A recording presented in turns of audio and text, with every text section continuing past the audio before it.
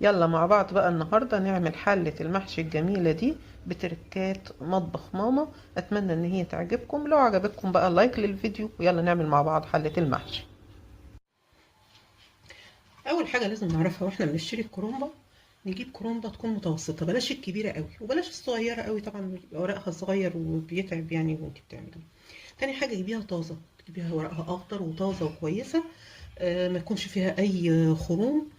تكون مدورة، ما تكونش ايه مطاولة شوية او فيها اجزاء كده ايه مش مظبوطة. لا، عايزينها كلها تبقى مدورة زي ما احنا شايفين، وما تكونش مكبوسة قوي. دوسي عليها كده ما تلاقيهاش مكبوسة قوي.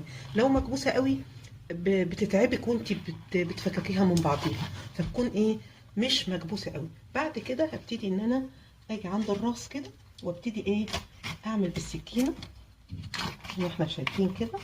ابتدي ايه